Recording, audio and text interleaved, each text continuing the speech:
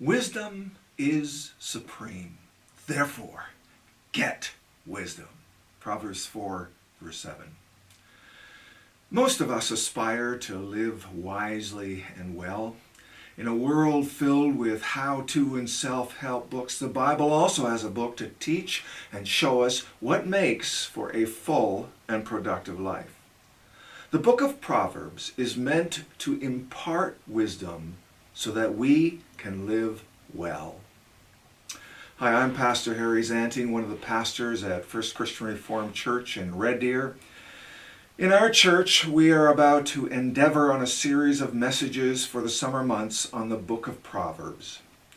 Now, the book is both easy to read and yet it is difficult. And so this is part of a series of 4 short videos to introduce us to Proverbs and help us to read it well. So how to read Proverbs? I think it's helpful to know that it is part of a genre called wisdom literature. In the Bible, the book of Job, Ecclesiastes, some of the Psalms, and Proverbs belong to that genre. It's not historical like Genesis or the Gospels. It's not a letter like many of the New Testament books. It's not a part of the prophets, which keep calling the people back to God. It is wisdom literature, and it explores the meaning of life and how to live life through reflections and observations of creation and humanity. It reasons and parses out meanings and practices. Proverbs 24, verse 32. I applied my heart to what I observed and learned a lesson from what I saw. Now, as wisdom literature, Proverbs very much uses the means of poetry. Ecclesiastes kind of uses prose. Job is a bit of a combination of prose and poetry, but in the form of a conversation. Now, since it's poetry, you do not read and interpret it the same way as a novel or a history book. Those genres you would read more literally. It's poetry, so it uses lots of imagery and figurative language. It's filled with poetic techniques like metaphor and simile and overstatement and understatement and personification. For example, wisdom is as a woman. Irony. It plays with various structures. There's an acrostic poem that's using the alphabet in Proverbs 31. Chiasm, wordplay. It even plays with sound, although we don't hear that unless we're reading the Hebrew out loud. Unlike English poetry, which often rhymes, Hebrew poetry uses parallelism. So it rhymes in meaning, a verse which has 2 lines or parts, sometimes more, that can say almost the same thing. The 2 lines can be similar, but one amplifies the other, or they deepen the subject. Here's an example. Proverbs 25, verse 13. Like the coolness of snow at harvest time is a trustworthy messenger to those who send him. He refreshes the spirit of his masters. Or they use juxtaposition, or they show contrast, as it often does between wisdom and folly. Here's an example. Proverbs 11, verse 23. The desire of the righteous ends only in good, but the hope of the wicked only in wrath. Now, the thing about contrasting parallelism is it usually doesn't offer a middle way. It's either this way or that way. And many of the Proverbs are comparisons. They're to be like.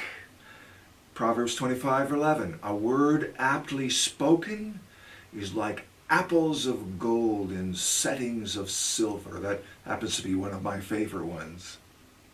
And there's a number of better this than that. Proverbs 17, verse 12. Better to meet a bear robbed of her cubs than a fool in his folly. But these are not collections of poems. They're collections of Proverbs. That's what the book is. Many of them were written by Solomon, who was known for his wisdom. And Solomon recognized that law and rules was not enough, because there are a variety of circumstances and situations in life, complexities which, well, no single rule can discern. So discernment, wisdom, is needed. He was quite young when he began his rule as king, and God came to him in a dream and said, ask for anything you like. And he asked for wisdom to rule the people of Israel, and God gave him wisdom. Now, what is a proverb? The Hebrew word is masal. It is a concise maxim, a short, terse, instructive saying. Another definition, a pithy observation that contains a general truth. Now, that word masal as a noun, but as a verb, masal can mean to be like. So there's much focus on comparison, as many of the Proverbs do. It highlights brevity, it has an observational quality, it observes life, and it provides a model for reality. This is what life is really like. It's a saying, also, which stimulates thought and provides insight. In Proverbs 1 verse 6 it says, for understanding proverbs and parables, the sayings and the riddles of the wise. I like that. It requires some thinking. It requires reflection. It's often like a riddle, some of these proverbs, and trying to figure that out. What does that mean? Now, the purpose of Proverbs, obviously, is to gain wisdom in living life. In particular, it's to train leaders or the next generation. There's a strong family orientation. For Proverbs 1 verse 8, for example, listen, my son, to your father's instruction, and do not forsake your mother's teaching. So it's often in the context of parents instructing their child. But it's not just knowledge that they want to pass on. Not just some theoretical facts, but wisdom, practical insights. Like Solomon, law or facts is not enough, but discernment is needed. And guidance to avoid life's pitfalls.